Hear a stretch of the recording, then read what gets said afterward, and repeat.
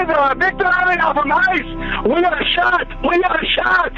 We are on the highway to Querétaro, Mexico. We've been shot and attacked on the highway. I am an ICE special agent. What is your name, you said, sir? Victor Avila. Please call Jerry Miles. I don't have another phone. Where did you locate? Please call Jerry Miles. We've been shot on the highway. Highway? What is the highway, sir?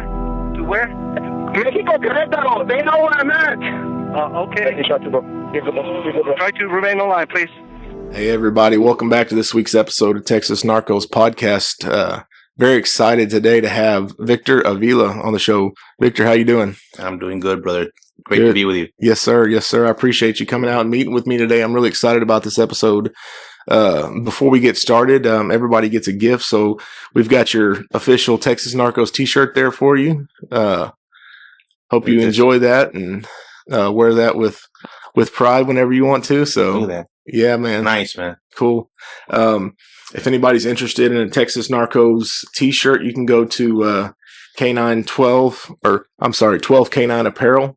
I'm going to put a link to it down in the video description and use the code Texas Narcos to get $5 off your purchase. So go check it out. Anyways, so let's get on to the podcast. So Victor, we'll start out. Why don't you introduce your, as far as where are you from?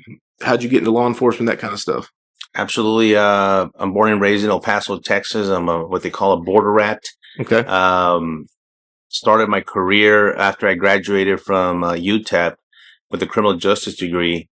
Everybody in El Paso with going for a criminal justice degree wants to shoot and be a federal agent immediately, right? Yeah. And I had done at UTEP back then. I don't know if it's still part of the program, but they had a class. It was an internship through the criminal justice degree program to be with U.S. Customs inspectors at the ports of entry. Okay. And you would go and they would give you a uniform. You would stand with them and shadow them for every 2 weeks, and you would switch around from port of entry to port of entry. And I got to meet a lot of inspectors, and because of course a lot of inspectors were wanting to be agents, special agents. Right. And a lot of people that were going through the program wanted to be inspectors as well. But after seeing them, it's a cool job, but I thought, no, this is not for me. I wanted to be something else. I wanted to do something else, but I actually didn't have my mindset on a special agent until I saw them there, until one special agent responded to the port of entry for a seizure. And I'm like, who's this guy? You know, he shows up, takes over, takes the investigation. And they're like, well, that's the criminal investigator, the U.S. Customs special agent. And I'm like, that's the guy I want to be. He's like, yeah, get in line. Right. Yeah. Everybody wants to be that guy. Yeah. And I ended up being that guy 10 years after that happened. Okay. But not until going through becoming a state parole officer for the Texas Department of Criminal Justice. Okay.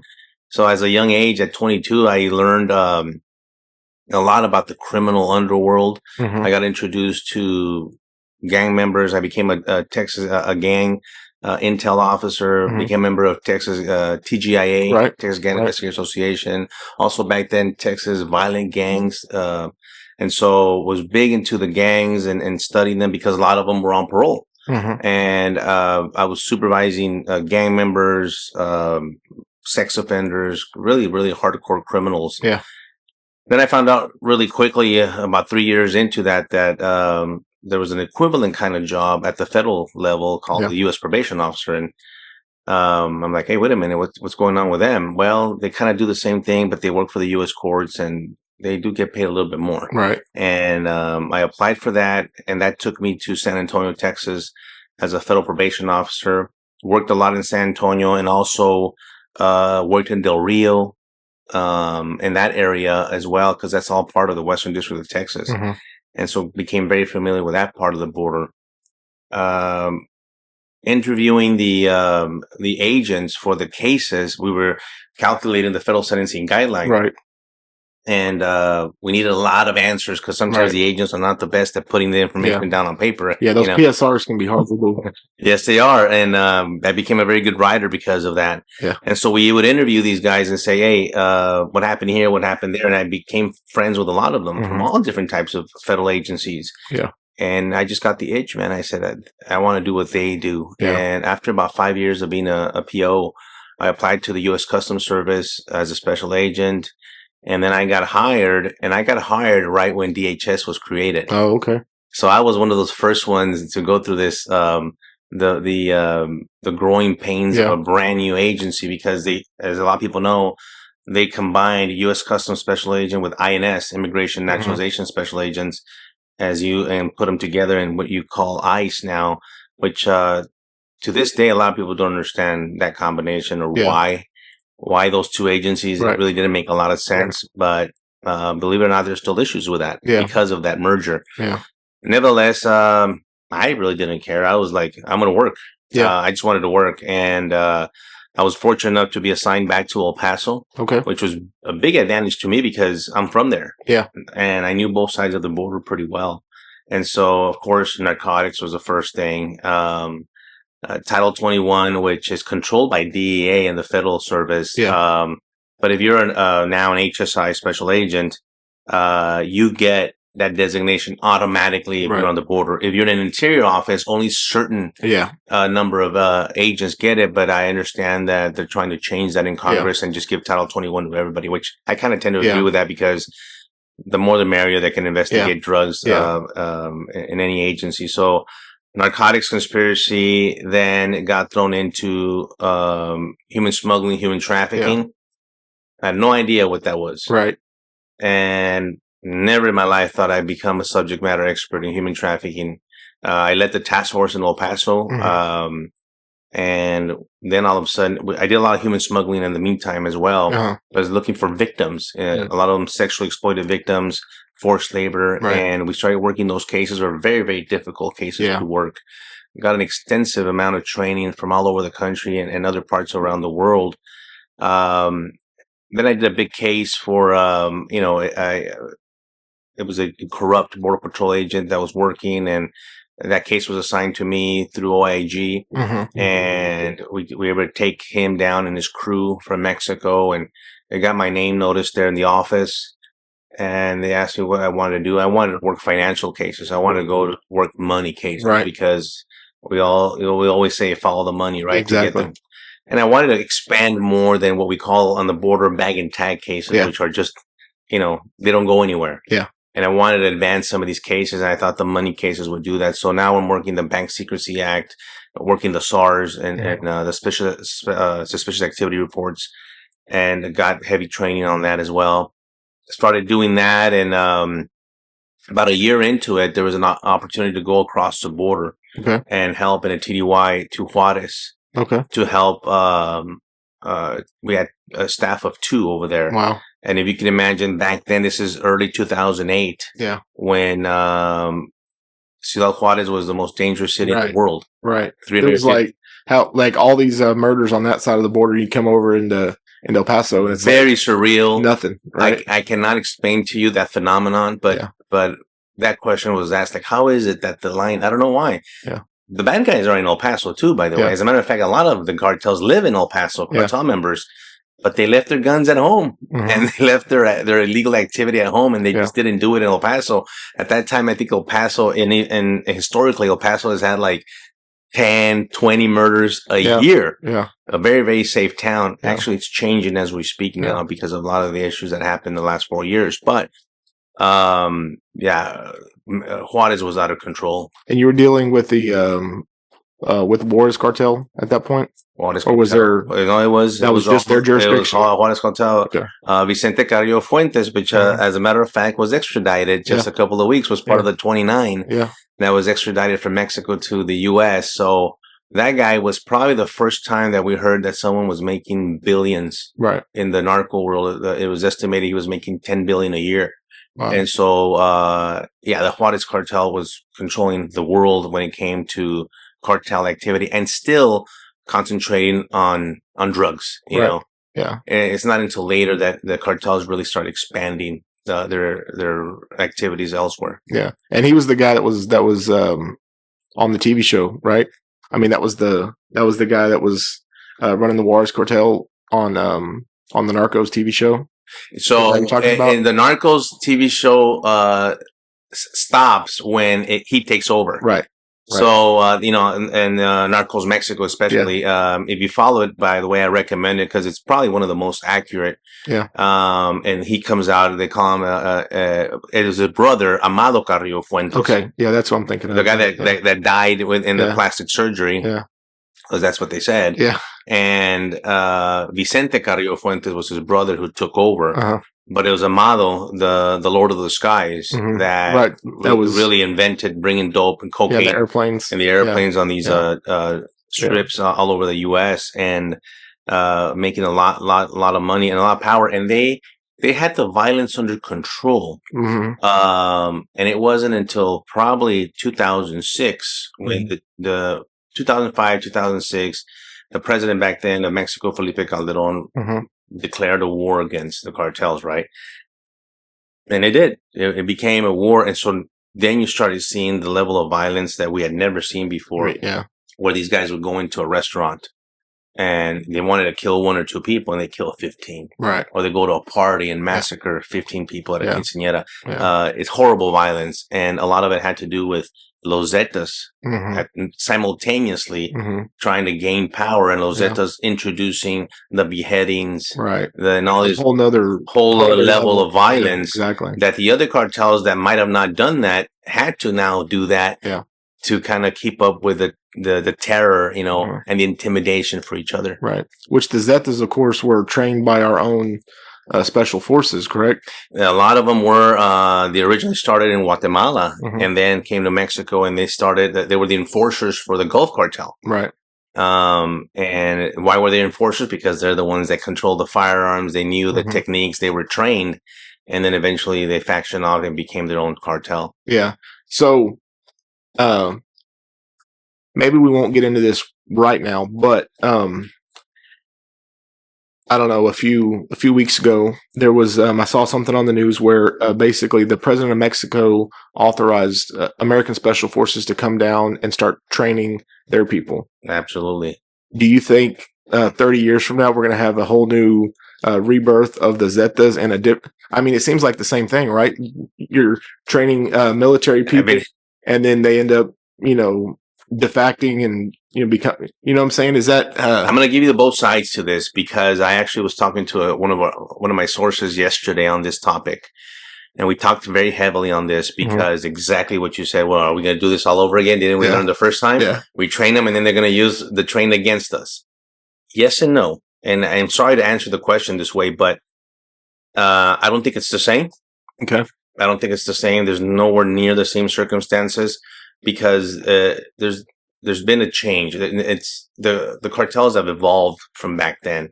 Well, they're terrorists now. Yeah. And rightly so. And that's why they've been designated as such. Yeah. So they've evolved from this narco state to becoming terrorists. Meaning, what does a terrorist do? Well, they overpower, right? They overpower with intimidation and tactics to everywhere, not just the police and corruption, but they do it with they control the politicians now. They dictate who is in these positions.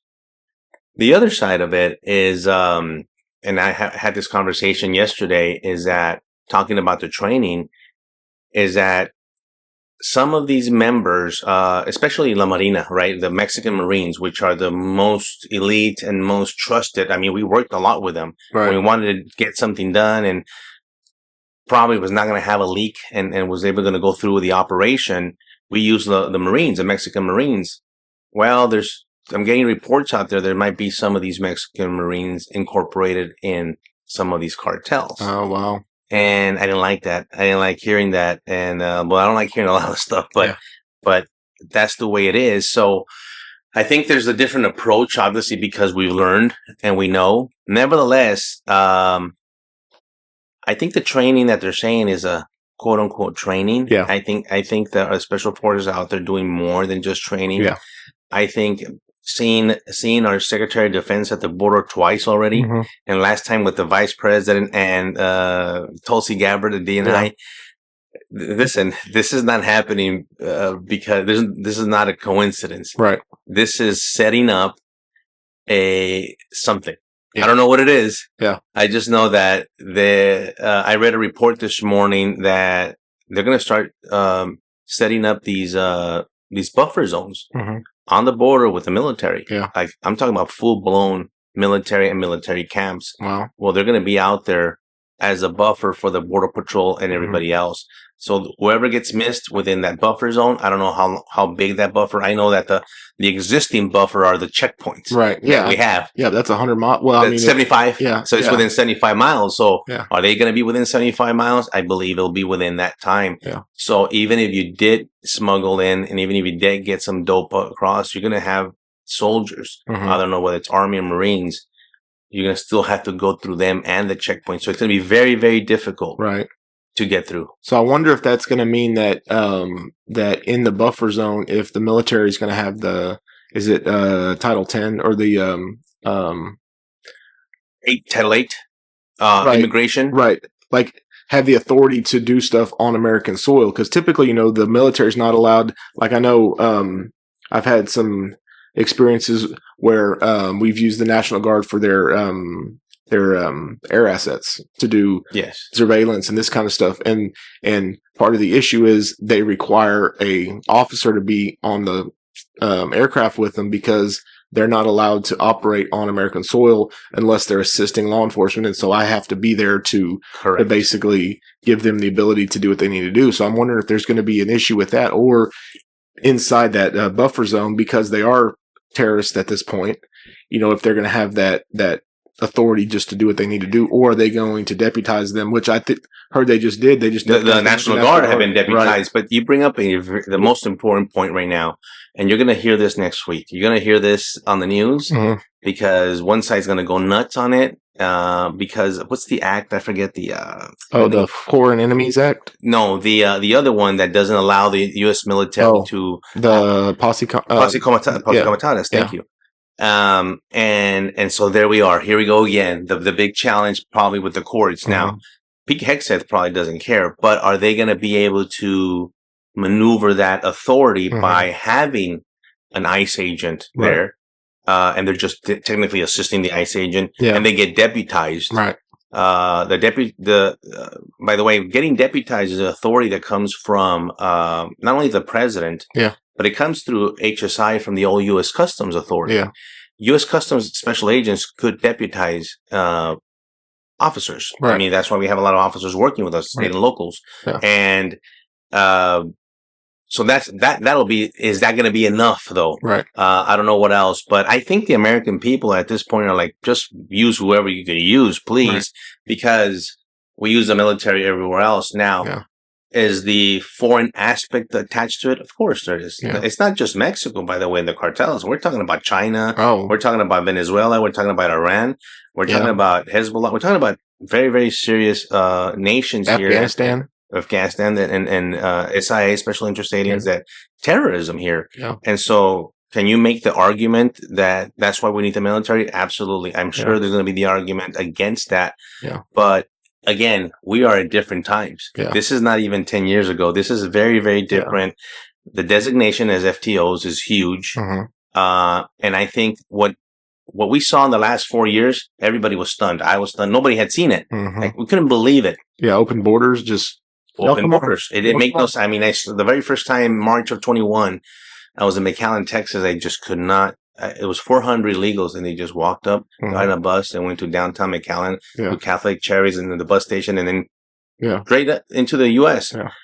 Well, I think the opposite is going to happen now. That everyone, including law enforcement and people and the citizens, are going to be shocked because they're going to see things that they've never seen before, and whether that makes it right or wrong, we have to then attack it that way. You know, these type of circumstances require different type of solutions. Yeah. And I think you're going to see stuff that you've never seen before. Yeah. I can just imagine, if they were to suspend the Posse Comitatus, it's going to blow some people's minds. They're just going to lose their minds, right? Yes. They're going to have a military state. Now they're going to be having soldiers do this. And, no, it's not, I think I saw something the other day where it was talking about how how a lot of the media will put stuff into a context to where they want you to think a certain way about it, right?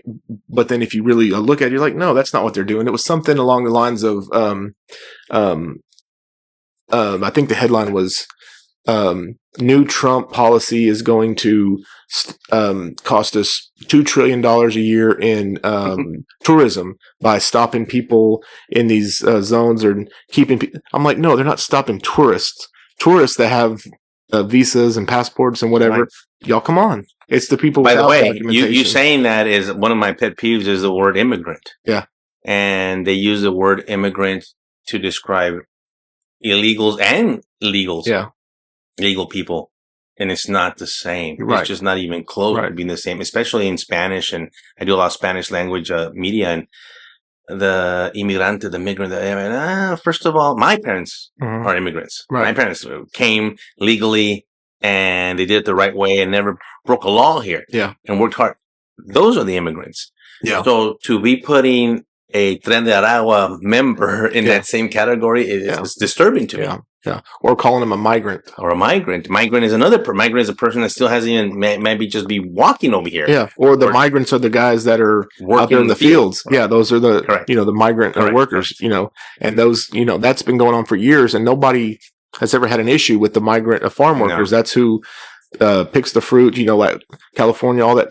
They're a valuable asset, right? Of course. But you're taking that term that's used and applying it to a person from Venezuela who came all the way up here, hopped the border, and is, doing whatever, like you said, a TDA member or whatever. The same thing that just happened recently with they discovered all these kind of false numbers under the Biden administration because they were calling them all arrests. Yeah. Arrests, detentions, apprehensions, encounters. Remember all those terms? Yeah. But it didn't matter. They were letting them in the country. Yeah. Catch and release doesn't when I arrested somebody in my job when I worked, that means that they were off the street. Yeah. And they counted them as like they were doing that, but they weren't. Yeah. They were counting them as a detention arrest, and it looked good on paper, but really they let them go as soon as they did that and processed them and let them into the country. Yeah. They gave them a cell phone and an Apple Watch or an ankle bracelet and told them, "Hey, we'll see you in court in 10 years." Yeah.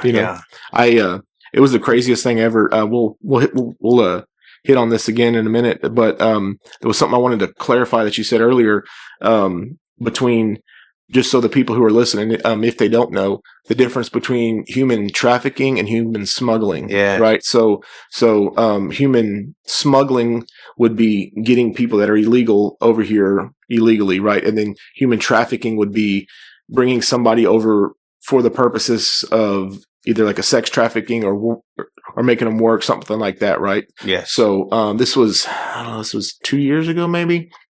I did a case involving human smuggling, right? And so I had some information about a vehicle that had come up, and it had been scanned on its way up.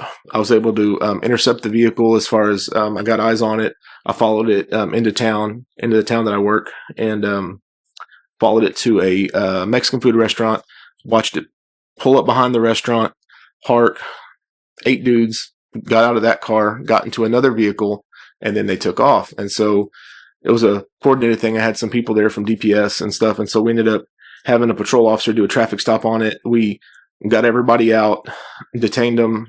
We took them down to our office. There was 8 of them, plus the driver. The driver was arrested, taken to jail. And then we got everybody else out to the office.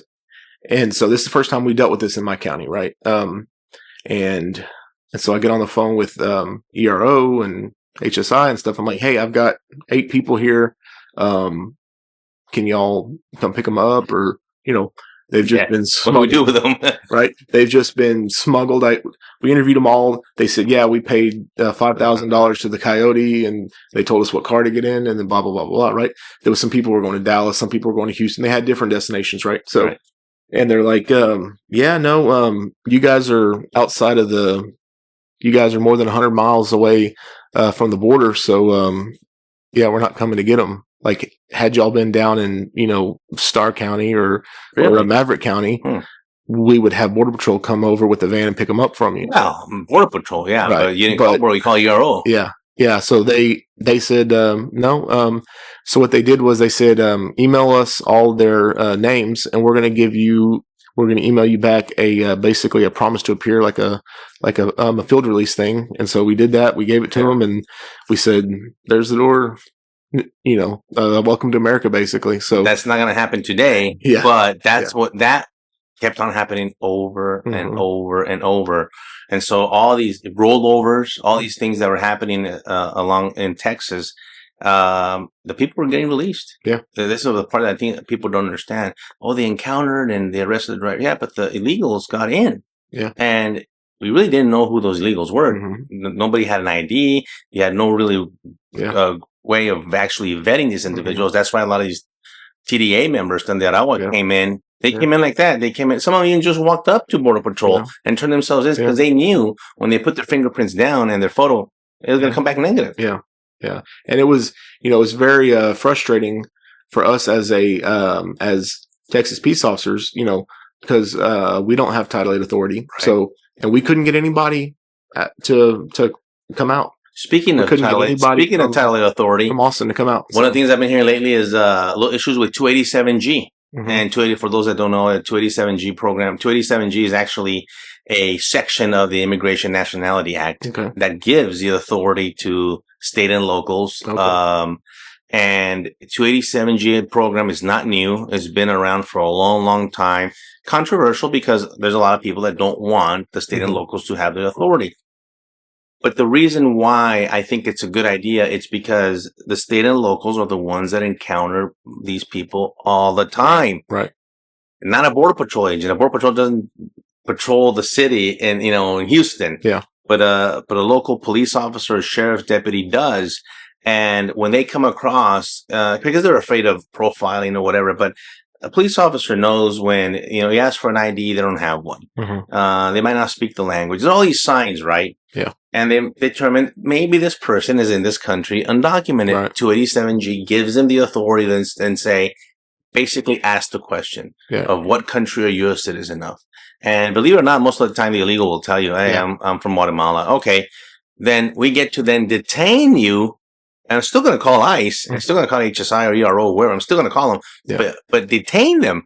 Don't let them go. Yeah. So then the feds can come and get them. Yeah. That I think, I thought it was going to kind of hit quickly, but it's kind of been rolled out a little slowly since the new administration came. Yeah. Well, that particular instance that we were talking about, it happened again a couple months later. With the same group of smugglers, and we were able to get the next person that was involved, and we got another group, but this was a family group, and we got them down to the office, and we knew ahead of time that what the deal was, and so again we did the same thing. We got papers to give them from ICE, and we took them to a hotel, and we got them situated at a hotel and said, okay, welcome to America. But there was some talk. We were trying to brainstorm. And between 2016 and 2020, if in the county I work, if you were pulled over and arrested for no driver's license, you went to jail and they contacted ICE and you got an ICE detainer and you were gone the next week, right? You were gone. Between 2000. Your county is the exception to the rule, my friend. Yeah. And they were very proud of that. From 2021 until 2025, you could have killed a family of 3 in a DWI accident and been taken to jail, and you make your bond and you're out the door and you're back to Mexico. Maybe even no bond, right? PR, a personal reconnaissance bond, yeah. Well, probably not in my county, but yeah. So, still very conservative county, but if you can make bond, you're out. You're out the door. ICE was never called, or if they were called, they didn't put a detainer on you, and you were back in Mexico in a week, and your court date came up, and you were, So you bring up a really good point, because this is one of the major changes that Tom Homan is trying to change, is that give us access to these guys while they're in jail. Yeah. First of all, you've already encountered them for whatever reason. Yeah. DUI, assault, family violence, a theft, a rape, a murder, whatever, burglary, rehabilitation. Let us have them there. Honor the detainer, or just let us know. I'm working with a group that has developed an app that would allow DAs, sheriffs, jails to notify ICE. And it's an incredible app, and I hope that it'll move forward. But just to streamline that report, hey, listen, I got 8 in my jail right now. Yeah. Better get the 8 there in jail than wait and having to get 15, 20 officers, go out to the residence or home or employment or whatever. And that would save not only resources, but I think it's public safety issue, right? You don't have to worry about all these other things you have to worry about as an officer in the street. Yeah. Yeah. I mean, it was, 100%. If you were arrested, whether it was a Class C offense that was for no driver's license, and you went to jail, they were going to call ICE and you were going to get a detainer and you were going to be gone. After 2021, that wasn't the case. Like I said, I believe they still contacted them, but there was no detainers being issued. We used to have, back even before it was ICE, INS, they had the deportation officers, which is the ERO side. Mm-hmm. They used to have a desk inside, at least in El Paso County Jail. Yeah. They had a little office space. And so the person, as soon as they came in for booking, obviously everybody suspected he was an illegal, and they would send him to the deportation officer, and right then and there it was lodged. Yeah. So for whatever reason, he walked, didn't walk, guilty, not, we really didn't care about that. If he was going to walk out of that facility, please turn him over to immigration authorities so then they could take over. Yeah. Yeah. It's, they released, Denver released a Tren de Aragua member last week. Wow. And I was talking about this. I said, well, I was online, and I'm like, well, actually what they did is they released a terrorist. Yeah. Because they're on the terrorist list. They were part of the foreign terrorist, organization list that came out a month ago. Why, I don't understand why they accept that. If it was an ISIS member, that the Denver County Jail would have released, you think they would have been okay with that? No.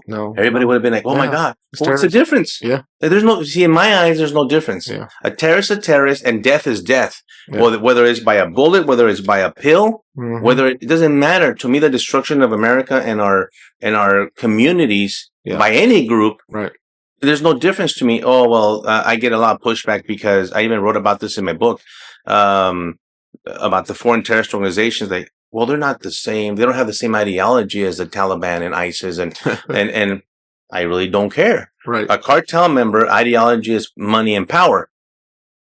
So maybe it's not a religious way. They're still destroying us. Yeah. They're destroying the West, whether it's because of our values, whether because of our freedom.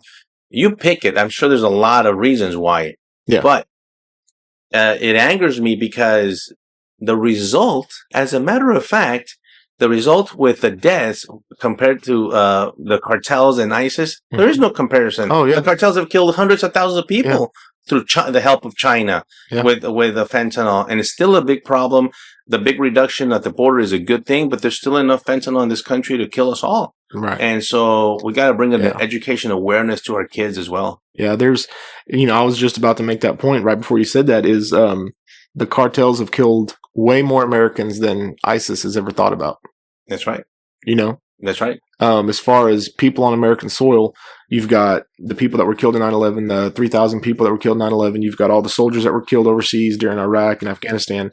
You take both of those numbers and add them together, and it's probably not even close. It's not even a quarter of what. So one comparison I did, the numbers right now are about 300 people a day dying of fentanyl poisoning. Yeah. And I was thinking, I was doing some numbers, and I thought, well, that's about 3 9/11s a month. Yeah. And then when you put it that way, right, we would never tolerate 3 9/11s a month in this country. Yeah. So why are we tolerating it? Because it's a pill. And I've met with these groups, Lost Voices of Fentanyl, and all these family members, these angel moms, whether killed by an illegal alien, whether killed by a poisonous pill. Some were junkies, some were drug addicts, some were not. Yeah. Some were never used any illegal drugs in their life. So I've spoken to the whole spectrum. Yeah. The result was death. Yeah. And listen, people ask me, well, and especially Mexico. Mexico would always throw it in my face when I worked there. Well, the United States is the number one consumer of the drugs. I know, man. I know. I know. Yeah. We have a problem in this country. I understand it. Yeah. But I choose, if we're going to fight this, how about we do a major reduction in the supply, so then we could help our people that have a problem. Because right now, even if I help them, it's right there at an arm's length. The drug is readily available. I have a 20-year-old in college, and I begged him, "Don't you dare take a pill, man. Don't you dare. You know what I do." And he tells me, "Dad, the pills are flowing on campus. Oh, yeah. All types, man. Adderall, Xanax, a Percocet. These are not coming from Walgreens or CVS, you know? All those pills that you just mentioned, you know, so I've been doing narcotics work for 9 years now, since 2016. And I can tell you, when I first got into working dope, we would see Adderall, we would see Xanax, we would see Percocets, all those pills on the streets, but they were legitimate pills that were diverted, right? They were prescriptions that either a guy stole from his grandma or he got a junkie to go down to the pharmacy with a script or, you know, however it was. And I remember the first time that I saw a counterfeit Oxy, an M30. An M30. I saw it. It was just probably 2018 maybe. And we had done a deal and we had purchased some, and they were charging the same price that they were charging for the prescription ones, which was $1 a milligram. So an M30 was $30. And so we thought that, you know, we were getting actual M30s. And then we looked at it and I said, man, that just doesn't look right. It looks like it's kind of crumbly. I said, you know what? I said, I bet that's one of those fentanyl pills I've been hearing about. And we tested it, or we had it tested. There was no way to test it in the field at that time. Which there is now. And we had it tested, and it comes back as fentanyl. I'm like, wow. So, and I'd made the prediction, if you will, at that time, because I mean, this is 2018. We're when you start seeing it on the street. We're in the middle of the opioid crisis as it's starting to ramp up, where you've got heroin and all this kind of stuff because of people that had gotten addicted to prescription pills that their doctors wrote. And then and I said what's going to happen is you're going to have people like people's moms, attorneys, people that are pillars of the community that are going to start dropping dead from this stuff. And I said, it's going to take when the judge's kid gets killed by an overdose, or whoever, an important person, if you will, their kid gets killed from an overdose, before people are actually going to start to pay attention. Because in the past, when a heroin addict ODs on the side of the street, that's the life they chose. Right. I said, but it's going to take normal people's kids and normal people dying before this is going to start to get attention. And it did, right? So Prince died of fentanyl poisoning, fentanyl overdose. Prince did. And you never heard of that. A lot of people don't know that that's what he died of. Now the problem is that now what's happening is, so you're having all these deaths of people that they don't want to die with fentanyl. Mm-hmm. But now you actually have users that want fentanyl. And now that's a big problem. My friend, retired captain from DPS, Jason Jones, he was in Philly, and he sends me the picture of this pie. It looks like a pie from they put the pizza on the little aluminum and it looks like a pizza pie, but it's very thin, yellow, and it's cut up into these little tiny squares. A lot of them. Each one is fentanyl. Wow. They're selling fentanyl. They want fentanyl. Oh yeah. And then I have fentanyl with xylazine, and you see these, the zombie drug, and now they're lacing it marijuana, they're lacing cocaine, they're lacing heroin, and that adds to the. So now the point is that drug usage now is not the same, not even close to what it used to be even 20 years ago, because now you're playing with your life. Yeah. And that's part of the progression of the opioid. You've got people that used to be just fine getting high on heroin. Well, heroin's not good enough for them now. And so they're, like you said, they're doing the fentanyl. And there's guys, I've talked to guys that which it just completely blows my mind. They snort powdered fentanyl. we had a guy that we caught with a bunch of powdered fentanyl. He got in a car chase with us, and he threw it out the window, and which is a whole other story. But because he had his baby in the back seat, and I ended up testing the car seat with the fentanyl test kit, and it had fentanyl on it. The district judge in the Fed case was not very impressed with that. I think he got 240 months, something like that. So anyhow, but the death of children is skyrocketed. I lived in Colorado when they legalized marijuana, and all these crazy things started happening because they were, started lacing marijuana with it. Plus, the marijuana was not the same marijuana from the 60s. Right. It was more chemically made.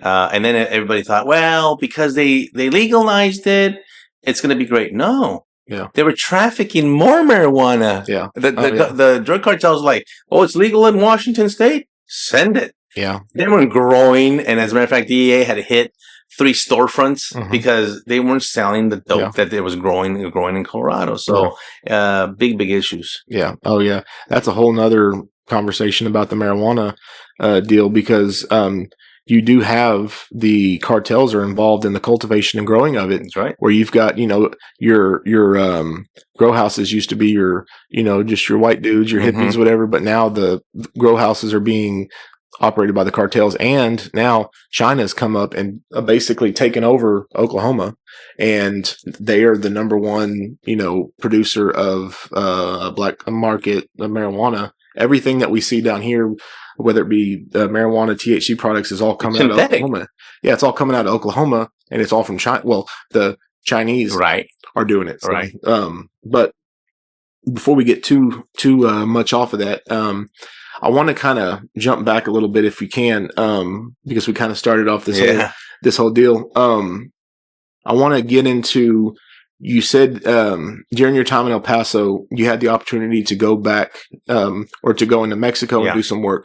So I'd like to kind of explore that, and maybe if you would like to talk about the incident that happened in 2011 that you wrote your book about, and also if you want to talk about your book, tell people where they can get a copy of that and stuff as well. Sure will. Well, I went in, I got accepted to go in Juarez, and then one of the people asked me, hey, that the first part 1 of Sicario, is that real? Heck yeah, it's pretty real, man. Whoever they had advisors for that movie knew what they were talking about, or had actually been there, because I saw the bodies hanging from the bridges. Yeah. I saw the mass graves being dug up. And so it was an eye-opening thing. And then all of a sudden the cases started expanding for me, because then you started seeing the connection from way interior in the U.S. into the interior of Mexico. Anyway, that assignment led to my assignment in Mexico City. Okay. I went there initially at TDY. The stars aligned in my career. I got asked to stay there. I applied, got in, and now my family and I go to Mexico City, go live over there. Yeah. And now you're an accredited diplomat, and it's the mission is there. A lot of training, but Mexico at that time, 2008, 9, 10, and the 11 before the shooting, there was a lot of cooperation by the Mexican government. It's not like the way it is right now. The way I'm about to describe it is not even close to what it is. A lot of things have changed for the worse, because we work pretty good with Mexico now. The corruption still existed. Yeah. The head of the Mexican Federal Police is now in prison in New York, Genaro Garcia Luna. He's a Sinaloa cartel member. And the number 2 guy that responded to our shooting is in custody in Mexico. I'm surprised they didn't throw him in there in one of the as one of the 29.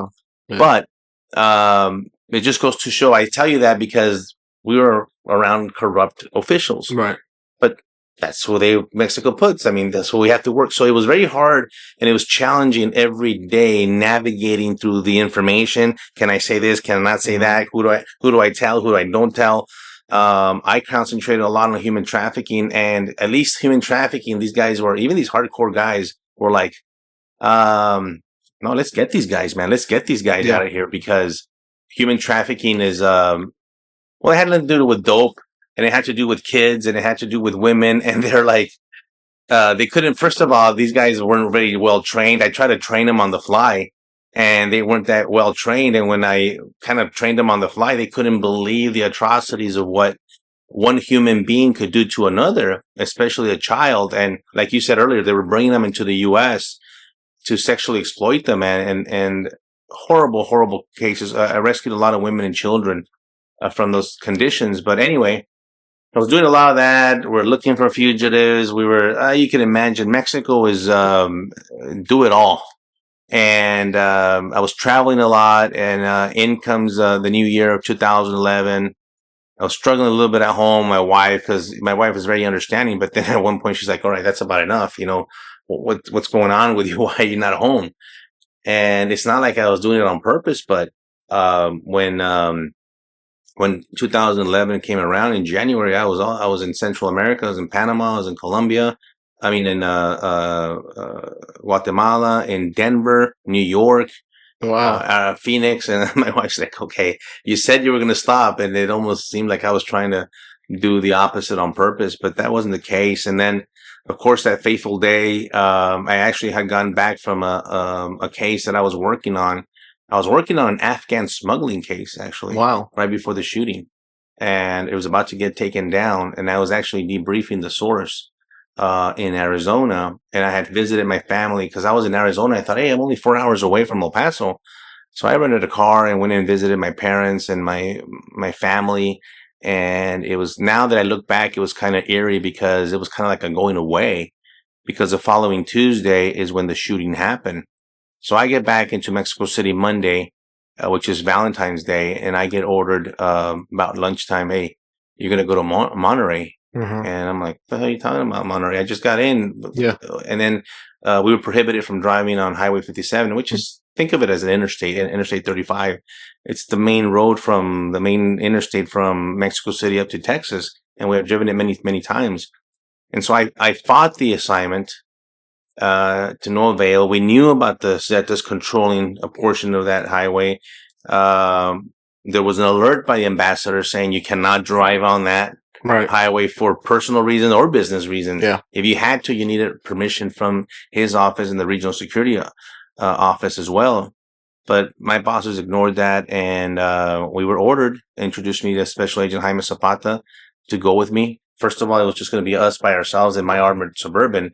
Usually we would have 3 or 4 cars, either other U.S. agents, Mexican federal police, or even military escorting us every single time. Yeah. There was no time. There was like, "You go tomorrow morning, I need that."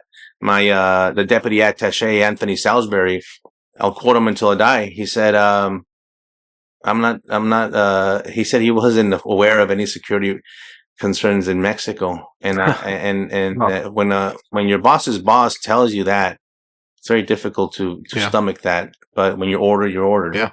So off we went. And on the way back, at this time, Agent Zapata was already helping me drive. And we were past the state of San Luis Potosí when 2 SUVs blocked us in. They forced us off the right shoulder. 8 shooters came out with long guns and a couple of handguns, and they kind of just half surrounded our SUV. A lot of things happened. At one point, Jaime's door, when they went to go yank on it, it opened. Uh-oh. Because the Suburban was programmed to unlock when you placed it in park. No. But we didn't realize that, and and they went over thinking, "Well, and it opened, and Jaime immediately grabs the handle and shuts the door, and they go back and yank it, and we're blocking the doors. Well, my window also came down because the windows and the door buttons, the lock buttons, were very near each other, but we didn't even know my window was down a couple of inches, and I'm over here yelling at them that we're Americans. We're diplomats. This is a diplomatic vehicle. We're from the U.S. Embassy in Mexico. You've mistaken. I told them, whoever you think that we are, we're not those people. Yeah. You have the wrong people. But these guys just had evil in their eyes. And as a matter of fact, moving forward really quickly, in 2017, when they testified in court, because they were caught and extradited, they testified and said, "Oh, yeah, we heard them. We heard them loud and clear that they were Americans." As a matter of fact, one testified that he thought that I was a U.S. ambassador. That's how clearly they heard me, that we were Americans, and they still decided to open fire. So through that commotion, 2 of them, one with an AK-47 and a handgun, came by my window and inserted their barrels of their guns. and I immediately buckled this way. We had gone to pick up a bunch of boxes, and the whole back of the Suburban was full of boxes. And I raised the window, and it caught the barrels of both guns. And they started, the guy with the handgun and the guy with the rifle was doing this, and I'm doing this, and without warning, they opened fire into the cabin, striking Agent Zapata multiple times. I got hit once in my chest and twice in my left leg. I didn't even know it at the time. You were the passenger? I was a passenger at this point. As a matter of fact, there's some pictures that I have. There's a bunch of bullet holes in the seat where I guess I had opened my leg or something. They were shooting in the seat. And they're shooting through the little crack. And they're shooting through the crack. Wow. And I don't know how many rounds they shot in there. And then they pulled them out, and I raised the window. And they just started, over 120 rounds were shot up. And Jaime and I at the same time Jaime becomes unresponsive pretty quickly, but he still puts his foot on the gas, and I push his knee down. I put the gear shift down on drive, and we crashed the SUV in front of us, try to get out of the X and get back on the highway. But the SUV went from the far right shoulder, crossed the highway into the median, and I tried to get the steering wheel back on there. But at this point, the vehicle was disabled, flat tires and all that. And they kept on shooting. I have all the ballistics of the Suburban, and a lot of bullets went in the Suburban. Just because it's armored doesn't mean that they're not all going to go in. A lot of them got lodged in the boxes. And it took about 40 minutes for help to get. Well, now all of a sudden you're in a foreign country. Yeah. Can't call 911. Yeah. And I think people sometimes have a hard time in the U.S. realizing how good we have it, because you know that when you call 911, help is on its way. Yeah. And you don't care who. You just want help. Well, in Mexico, it doesn't work that way. We had to call certain help. Right. That's not corruptible, that's going to come help us and not kill us. Yeah. And they did, but it took a long, long time. Eventually, a helicopter landed there and took us to the nearest hospital in the state of San Luis Potosí. Jaime was taken to one trauma room. I was taken to another. And shortly thereafter, the doctor came and said, "Hey, your partner has expired." I told them to treat them with dignity and respect. Initially, they didn't know that we were Americans. Oh. And I was okay with it. Like, they thought we were Mexican federal police. And okay, good. Because I didn't want to tell them my name. I was scared to death at that point. Yeah. Because I've seen Cartel go kill people especially when I worked in Juarez. At the hospital? At the hospital. Wow. They find out that you're alive, they'll come and kill you at the hospital. Or maybe the doctor will inject something. I didn't want anything. Yeah. I didn't want an IV. They were like, I'm fighting them. And the doctor was like, what's the matter with this guy? Until I was on the phone with the only guy I trusted with the Mexican federal police. And he says, they're on the way, man. The reinforcements. And they did get there. And these heavy duty kind of SWAT guys come in. They surround the building. They come into the double doors. And I remember the guy telling me, "You Victor Avila?" I said, "Yes, I am." He says, "I'm here on direct orders from my friend." And he says, "This building is secure and no one in, no one out." And that's the first time I kind of breathed a little sigh of relief. And I remember telling the staff that I was an American. And they were like, "Oh, shit, what do you mean he's an American?" Yeah. And kind of changed the atmosphere there. Like, hey, we have an international incident on our hands here. Yeah. And it was a very, very, very traumatic day, a very sad day. But eventually it got me out. It got me out to Houston, man, to reunite me with my family. How long did it take from... so the bad guys, did they take off immediately after the car was disabled, after they got done shooting? Yeah, good question. So one got there? So one took off. I see it take off. And I have limited visibility because the glass, armor glass, it's hard to see from the inside. On the outside, they look like snow globes. Then the second one leaves, and then it does a U-turn. And it comes back, and two of the guys get off. As a matter of fact, these are the guys that got sentenced to life in prison. They come to the front of the hood of the Suburban, and they look at me, and I look at them, and they just open fire. Wow. And they open fire, and you'll see, if you go online, you'll see the pictures of the Suburban. And they're trying to penetrate the glass. And you could see the glass inside bubble. Wow. And I'm like this. I'm like, oh shit, this is it, right? Yeah. I'm bleeding here. My leg's about to explode. I have a lot of shrapnel and glass and blood from Jaime and myself on me. And I'm thinking, that's it. And then I just see them stop shooting. I don't know how many rounds they shot there. And they jump in their SUV and take off. It wasn't until my friend, who was a friend of mine from the academy, who was with me in Mexico. Mm-hmm. He's the one. He was a paramedic. Used to be a paramedic. He's like, I need you to physically take your hand and run it through your skull. And he's yelling at me. And that's when I see my open wound in my chest. Yeah. And I see, it was funny how I didn't realize that what I was really concentrated on was my index finger and thumb area. This skin was all peeled out because I grabbed the gun. Oh, it was hot. It was hot, and it just seared my skin. And for some, I was seeing that, and it was like skin, and it was like, this hurts. But I was like, my mind saw that instead of the bullet wounds. It was very weird. And I told him, yeah, man, I'm shot in the legs. Take off the belt. I used it as a tourniquet. I didn't know about the third shot and below my leg here under my shin, until I got to the hospital. But, yeah, it was, they shot us a lot. I mean, I'm here by the grace of God. There's no doubt about that. Was your partner still conscious at this point, or did he? I think he was coming in and out of consciousness at that time. I shook him a lot, sometimes violently, trying to keep him awake. Yeah. Put a lot of pressure on that leg. He got hit with an AK-47 round in his leg, and I just couldn't control the bleeding. And, I remember when the helicopter landed, they're like, what about your partner? And I remember yelling at these guys. At that point, I was going through a lot of emotion, right? Like, I'm not leaving. Yeah. I'm not leaving without him. Like, you put him in here. Okay. Like, they gotta. Yeah. And they did. They put him in the helicopter with me. So what was those, what was the 40-something minutes like between the time that the shooting stopped and the time you saw that help was? I could just imagine that was the longest. It was the longest. Police shootings last seconds. Yeah.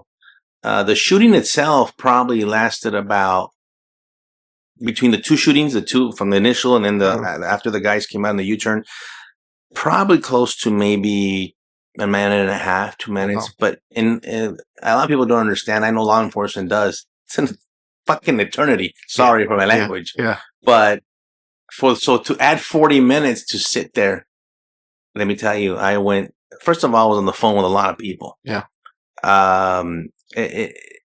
With the helicopter, with police, with agents, with the embassy. And if people want to go online, the recorded call that I made from the Suburban is recorded. Mm-hmm. It's just, I went through a lot of emotions. Loneliness is one. I can imagine. I felt very lonely because even though Mexico's my heritage, I had never lived in Mexico. Right. My parents came from there, and I love my heritage and I love my food and my language and my food and my music and all that. But I'm not from Mexico, and I felt it. I felt as a foreigner. For all intents and purposes, I tell people I would have been in China. Mm-hmm. I felt like I was in China, and then all of a sudden the laws of that country. All of a sudden, when I was at the hospital, Jaime and I weren't free to leave. Oh wow! And they started having these discussions. I had a diplomatic passport, but believe me, my diplomatic immunity was not like the ambassadors. There's different levels. Yeah. I had one of the lowest ones. Yeah, your black passport didn't mean nothing. That didn't mean she didn't care. Yeah. Jaime had the red passport. He was not there on the diplomatic status. So it was like an official passport. It wasn't the black. Yeah. So the U.S. government said, we better get him out of here. And they did. DEA sent a plane in the middle of the night. They got me out. And they could not get Jaime out. And the Mexican government was adamant on conducting their own autopsy. Wow. And believe me, nobody wanted to touch Jaime. We just wanted his body to take it to Dover, Maryland. And no. And they would not let him go without conducting an autopsy. And they did. As a matter of fact, there was a U.S. agent in that autopsy. And I don't even know if some of the Mexicans knew that at that time. They might know now. Yeah. But because they were all covered up with the scrubs. Yeah. He witnessed it, and that was very traumatizing for him. Then they released the body. Wow. And then, of course, U.S. officials conducted their autopsy as well. But then you realize, wait a minute, the laws are not the same. Yeah. All of a sudden, they don't care that we were the victims. Yeah. All of a sudden, maybe they're treating us like maybe we had something to do with this. Yeah. Just like a car accident in Mexico. A car accident is not a civil offense like it is here. Mm. A car accident, somebody's going to pay or go to jail. Wow. That's the difference. It's huge. You're guilty and you have to prove your innocence. The U.S., you're innocent and the state or the government has to prove your guilt. Right. Think about that for a second. It is quite the opposite. And so part of our training was to train them because Mexico has always wanted to become a system like ours, right? What we call an open system or an oral system. Yeah. It doesn't, in Mexico, it's all by paper. There is no jury trial. There is no jury of your peers to listen to the evidence and the judge. No, it's just the judge and the prosecutor on paper. Wow. And that's it. Interesting. Yeah. So how long was it until you were able to see your first American? Like how long? The first one showed up. The shooting happened at 2:15 p.m. and the first American showed up about 7:30 p.m. Wow. They had moved me up. They had moved me up from the ground level to a higher level in the hospital. And let me tell you, when I saw him, man, it was a sight for sore eyes to see an American. And then eventually everybody showed up. Yeah. Everyone, my boss, the embassy doctor, DEA, Secret Service, U.S. Marshals, FBI, everybody showed up. How far were you guys away from the border when this happened?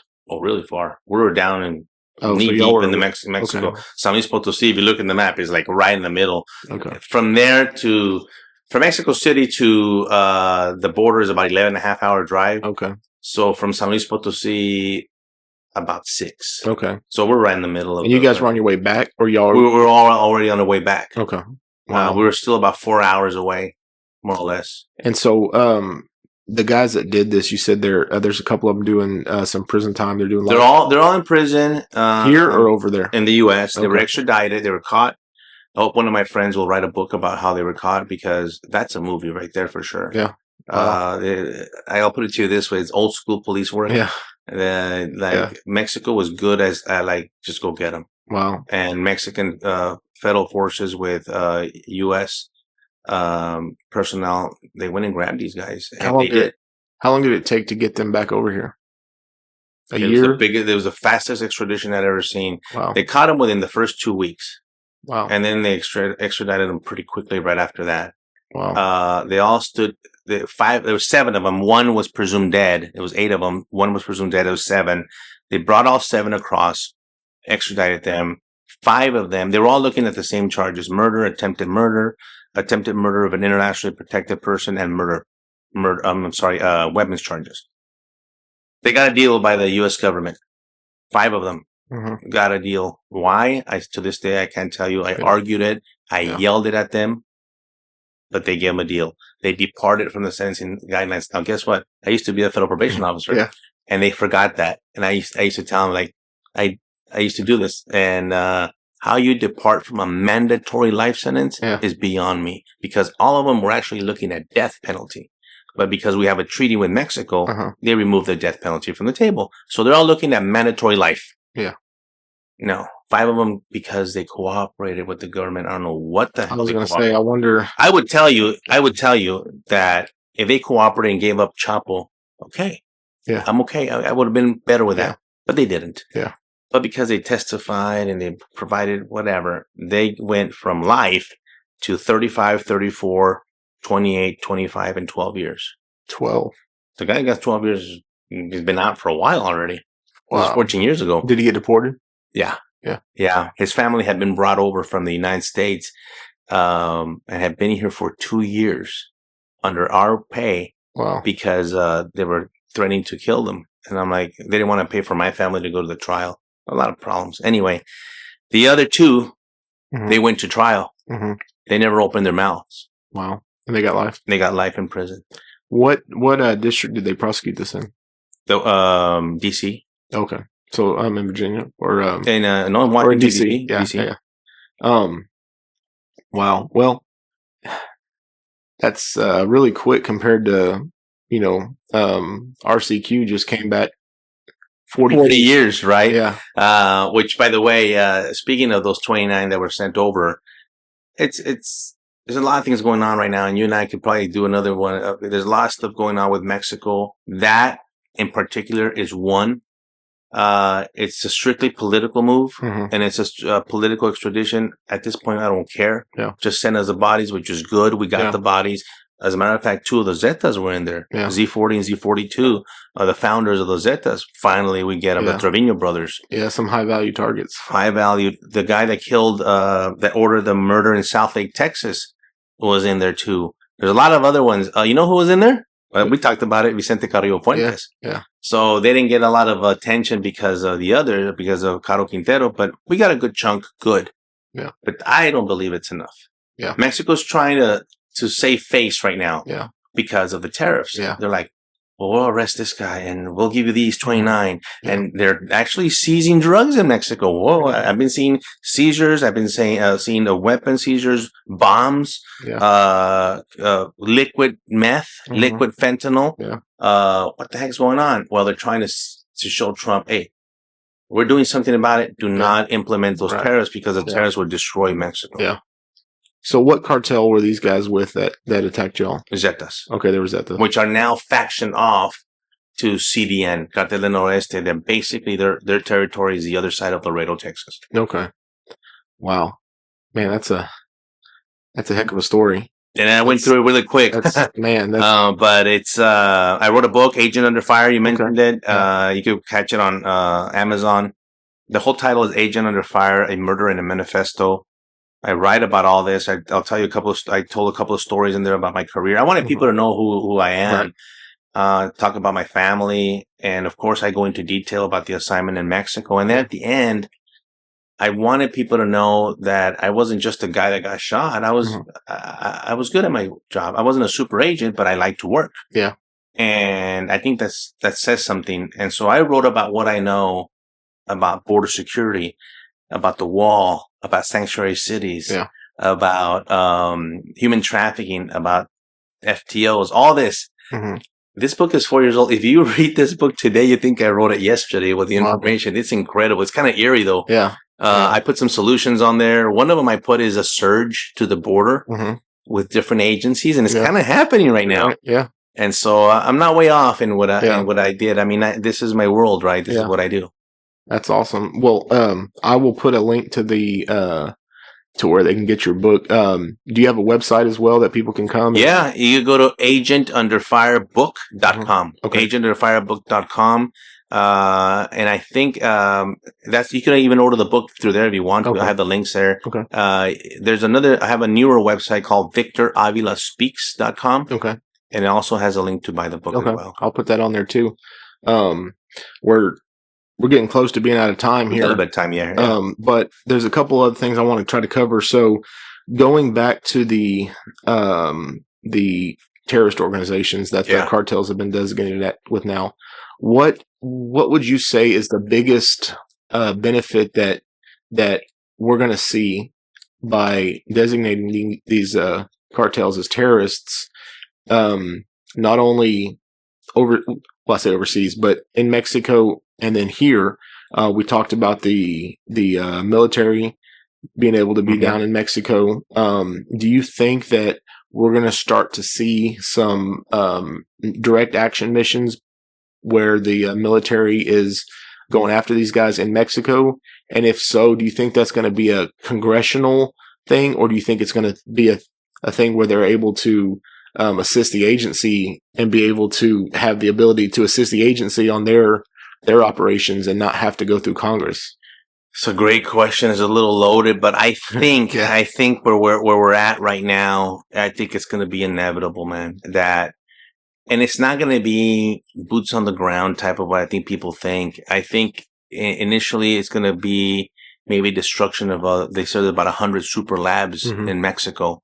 So, take these super labs. I mean, we have that type of technology to take these super labs out. My concern is not so much what happens in Mexico, because obviously I care for my country, but how are the cartel members that live here going to react? Are they going to want to take it out on a law enforcement or a civilian? Right. You know what they do over there? They told me the other day, you know what the cartel is doing now?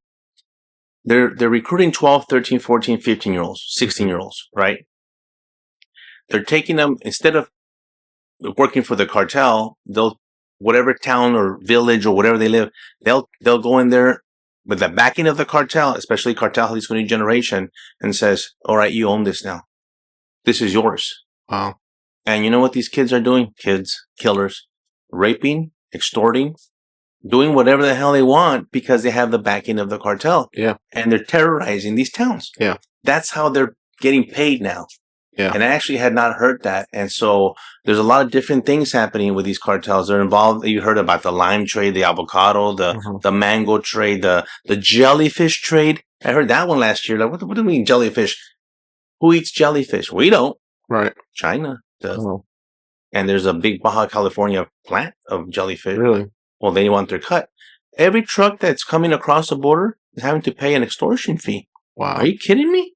I mean, they're sick and tired of it. Yeah. And so what's the number one? There's going to be several. There's going to be several things. One, I think initially I think initially it's going to be like everything else.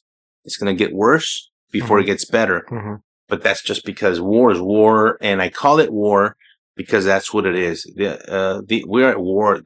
They, in their mentality, think that we're at war with them. Yeah. So why wouldn't we think that back? Right. So we have to think in that mentality, and eventually you're going to see the benefits of public safety. You're going to see the benefits of people walking their dog and going shopping to places in town that they could never go into. Yeah. That's going to make a difference because it's the ripple effect, not just the cartel, but who the cartel is involved with in the States. Yeah. The Mexican Mafia, 18th Street Gang, yeah. Latin Kings, Black Gangster Disciples, you name them. The Barrio Azteca, Texas Syndicate. These guys work with Sinaloa. They work with cartel organization. Well, guess what? Now they're working with the terrorists. Exactly. So I think that there's going to be a few of them that are going to be made an example of, and they're going to get picked up because you can't be mingling with a terrorist organization or working with them. Right. We get to pick you up. Second, I think eventually a lot of these gang members and people that work with the cartels in the U.S. are going to be like, whoa, I am not a terrorist. Yeah. And that helps dismantle them at the local level. Right. Because I think we've been concentrating so much on taking the head for so many years, and then we get another one, and then we get another one. And I'm okay with that. Yeah. Let's continue to do that, but let's also do it from this side. Yeah. And dismantle them from the local level, and to where we get to a point where, I'm a realistic person. We're never going to see fentanyl ever again. No, realistically, I want to just be to a reduction to where it's under control. Yeah. The border is under our control, not the control of the cartel. Yeah. That we have more than operational control at the border, especially the ports of entry too, by the way. Yeah. Because they're going back to everything. All the old techniques, you're going to see it. Yeah. They're all coming back. The tires, the trunks, the batteries, the cocaine right now is coming back like crazy. Why? Because the cartels know that there's a lot of heat on fentanyl. Right. And you know what? The penalties for fentanyl are so high. They're like, I'll bring cocaine. Yeah. I'll do 48 months. Yeah. You know? Yeah, no, 100%. So I know from some conversations that I've had recently where the meth is getting extremely hard to come by right now. Yes. But the person said, but we got plenty of coke. That's right. You know, and so from 2016 to 2020, we were in a time where a kilo of meth was running you 10 grand and a kilo of coke was 30 grand, you know, in Austin, Texas. Mm-hmm. And then from 2021 until 2025, I mean, I'm talking 12,000 a kilo for coke and 2,100 for a kilo of meth. And I'm like, wait a minute. Eggs are $10 a dozen. Everything else that we buy is has inflation, except for drugs has done the opposite, right? Because it's so much easier to get here now, you know. And this particular person I was talking to was like, yeah, just, you know, we're about to have Trump dope prices again. And it's going to go up. And they were referring to the fact that during his first administration, dope was expensive. And during the Biden years, it was dirt cheap. Because it's harder to come by. But I'll tell you another thing, because I think this is important. The seizures, working dope for many years, when we started seeing a lot of seizures, that wasn't a good thing. Yeah. The seizures are good. Right. But that it meant that we were getting our asses handed to us. Yeah. That's the truth. Like, oh man, that means it's coming in. Yeah. What's shifting now is that people, when I tell them that they're like, they can't compare. I said, no. When the seizures back then were low, that means we had control. We were doing a good job. Yeah. But now it's actually going to be and mean what it's supposed to mean. Because the border is going to be as secure as it could be, then the seizures are going to be significant, right. Because they're having a hard time bringing it. Now, are they going to bring it in? Yes. But those seizures are really going to hurt them. And I think it's going to change their equation and their business of, well, 1 out of every 9 loads gets taken down. Yeah. Well, all of a sudden, what about if 6 out of 10 loads get taken down? Yeah. It's hard to keep up with that kind of business, right? So that's the goal. I think that it's going to make it so hard to make money. It's going to be very expensive. Hopefully less people buy it. Yeah. So all those in conjunction will help the United States. Yeah. And we, as cops on this side, there's a bunch of people who listen to this podcast that are interdiction officers. And I think we have got to do a better job of working interdiction going south now. Yeah. Instead of coming north only. That. Don't just focus on the northbound operations. We've got to focus on the southbound stuff because it was a class I went to, and we'll talk offline about who it was with. But this particular person, he said that hitting the money is what hurts. That's right. You hit a couple $1 million that's heading back to the cartel. Heck yeah. That's what hurts them. Hey, they caught 2 Chinese nationals a couple of months, 2-3 months ago, or maybe a little bit longer. Coming from Louisiana into East Texas, and I think it was a deputy sheriff. On I-20. Oh, right. Yeah, I was on I-20 in with bars of gold. Yeah, I was in Van Tank County. Yes. Yeah. And I'm like, bars of gold. Yeah. And I heard that the story was they were going to Dallas and then maybe Las Vegas. I don't know I don't know the whole story, but the point is, Chinese nationals, illegal aliens, with bars of gold going the other way. Yeah, absolutely. Yeah. They already started doing southbound operations at CBP at the ports of entry, what we call OFO, Office of Field Operations. Now they're having the ability. Now you have the manpower, right? Yeah. Stand on the other side because we love doing southbound operations because the local PDs love it because they get a lot of tickets out of it, right? Yeah. No insurance and all that. But then weapons, ammunition, and cash. Yeah. I mean, it's the person I was talking about previously was the cartels, they have not been concerned about their money getting hit. That's right. They're putting it in 18-wheelers and they're bringing millions and millions and millions of dollars back into their country, back into their pocket. If they lose a load of, if they lose 100 bricks coming north, it's just cost of doing business. That's worked into their business model, basically. Right. But when the money starts getting hit, that's really going to hurt them. And I know a lot of guys that listen to this, they know this, but for people that don't know, is drugs go north, money goes south, but then money comes back north. Yeah. And I think people forget that last part of it. The money comes back into the U.S., into the banking system, into the money laundering. Right. And that's why the designation is so important. Now we get to identify all those bank accounts. I've said it for many years. If you would take out the illicit funds, if you knew exactly all the bad funds in banks, money that belongs to the cartels, banks in McAllen and El Paso would collapse overnight. Yeah. And so, yes, that's the designation. What's the OFAC? All these other financial agencies that are going to look into. They're already starting to look. Yeah. You're going to start seeing these seizures, frozen assets. And it's going to hurt because the cartel makes so much money. They need to put it somewhere. Yeah. And if you and I can imagine it, they've done it. Yeah. Besides the used car lot and the restaurant and all, everywhere that you can imagine, they have laundered their money. And now the big thing is also the crypto stuff too. Crypto. Yeah. Big. Yeah. Big. One more question and then we'll jump off. All right. Well, so just kind of to wrap this whole up. Well, there's 2 things I want to talk about. There's one point I want to make is you talked about it earlier about the cartel members that are here, possibly doing like retaliation on stuff that, takes place in Mexico.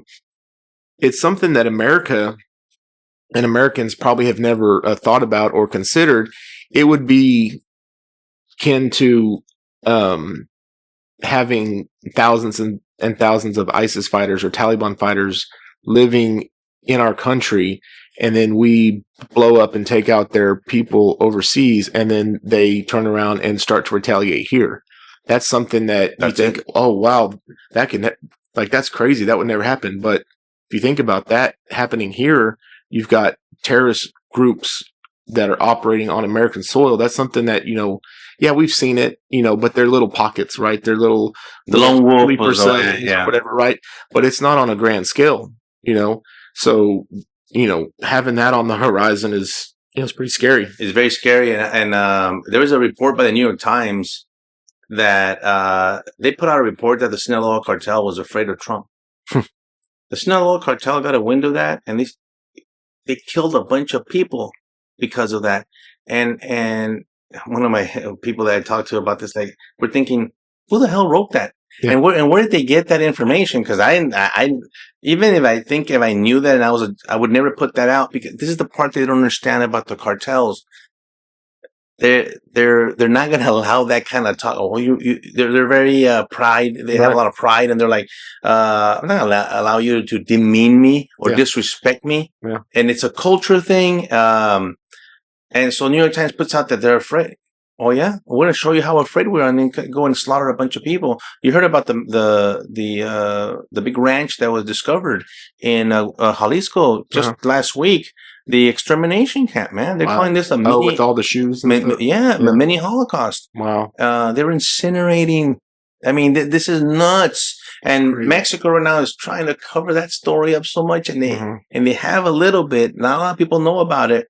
This is huge, man. Yeah. They were taking people over there to torture them, kill them. And then one politician in Mexico said, well, a few people died, but not 400. Yeah. Even the Cartel Jalisco came out with a video yesterday. You know how they stand up there with their message. Yeah. And the guy is saying, like, he's doing like a PR stunt about minimizing about what they found, because they know that hurts them. Yeah. The real media is what hurts the cartels. And they're out there saying, no, it was a training camp. That's where we train our individual. No, they killed. You saw all the shoes. Yeah.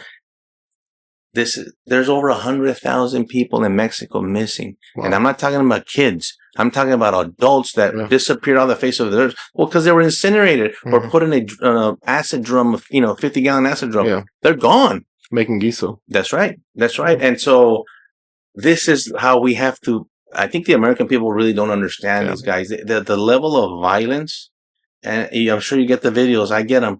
I don't want to see the videos anymore. Yeah. That's how grotesque they are. Yeah. I can't even understand how one person does that. People tell me they're on drugs. I don't even know they need to be on drugs anymore. Yeah. They just do that. But it's important to understand, especially our politicians need to know the level. You have to understand them in order to combat them. Right. Which, this will be the last thing and then we'll get off. Which group would you say is the number one threat to America right now, as far as the cartels? It's Sinaloa, then Cartel, Jalisco New Generation. Okay. It's a close to. Yeah, the CJ&G. CJ&G, very close. Right now, there's something weird happening there. It seems like everybody's ganging up. Sinaloa has split into two. You got the Mayo, the Mayitos, and the Chapitos, the Chapo's sons. Yeah. They're ganging up on the Chapos and taking all the Chapos, but Mayo's people are still okay. Yeah. And one here or there. And then they're going after CJ&G as well. Yeah. I personally believe, this is just me and based on my experience, I think the alliances with the politicians and the groups obviously have a lot to do with it. I believe that AMLO, the ex-president of Mexico, is the one still in charge there. I don't think Claudia, she'll do what he says. But she's been put in a very difficult and different position because she has to appease the party and her people. But she's got this guy over here called Donald Trump, who's like, she doesn't know what to do, man. Yeah. And so she's like, we'll give him this a little bit. But people that do that, there's not a good outcome for them. Yeah. You got to pick a side. Yeah, you can't serve two masters. And she's trying to serve two masters, and it's not going to work. Yeah. And so Mayo, because of his custody, he's talking a lot, man, and they're not going to let that happen. And as far as the actionable things, I think Mexico, the rumor is that the next step is for the U.S. not to implement the the terrorists is they're going to probably give up some high level people. Yeah. Maybe politicians and military. And it might make sense. We've caught them before. Yeah. But maybe they will, and some of them might be the scapegoats, some of them might not. Mm-hmm. But they're trying to save face over there. And I'm telling you, the cartels and the politicians, they've never been in this position ever. And we're going to wait and see what the outcome is. It was pretty crazy how El Mayo just is like, hey, we're taking a plane ride now. We're going to land in El Paso. I'll tell you this about that. Because all over the phone with my colleagues and the retired active, and I say, you know what? Nobody really. I don't know what happens. I don't work there anymore. All I know is that was a badass execution operation. Yeah. That's all I know, man. Yeah. That ruse, how they did it. Yeah. I'm just saying the guy is in custody in the U.S. And kudos to them because I know how hard that is, man. I've done a couple of ruses in my career, not as complicated as that, but I've done ruses, and we do ruses as federal agents. You can't get that person over there. You got to get them to the U.S., right? And but that to me was I applaud them for that. And then who's a pilot? Nobody knows. Yeah, yeah. I'm just glad that they weren't able to try to claim a like duress or whatever to try to keep the extradition from happening, or to. Like, he still wants to. Supposedly, he wants to go back to Mexico, which let me tell you, at this point, for him. It would be really good for him if he would go back. He would. It'd be very bad for the United States if they let him go back to Mexico. Mayo is the one that's always ruled and operated the Sinaloa cartel. El Chapo was the head, the figure. Yeah. But the guy that ran the business, as a matter of fact, if you watch Narcos, the original one, towards the end, you'll see how they introduced Mayo Zambada there. These guys, he's the operation, he's the brains, he's the day-to-day guy, and he's a real threat. I never in my life thought that guy would be in custody. Yeah. Never. Hey, it's a new day, it's a new age. So that's right. But hey, I really appreciate your time today. I appreciate you coming on and talking about this stuff with you, with me, and all the listeners. I think we probably could have gone another 2 hours here, but because of time, we got to hop off. And so everybody out there, I'm going to put the links to all this stuff in the video description. And so until next time, guys, we'll see y'all down the road on Texas Narcos. Thank you for tuning into this episode of Texas Narcos Podcast. We hope you enjoyed it. Remember to hit that like button, subscribe to our channel, share our podcast with your friends and family. You can find Texas Narcos Podcast on YouTube, Spotify, Apple Podcasts, and iHeartRadio. Your continued support helps us to bring you stories like the one you just heard. Thank you, God bless, and we'll see you down the road on Texas Narcos.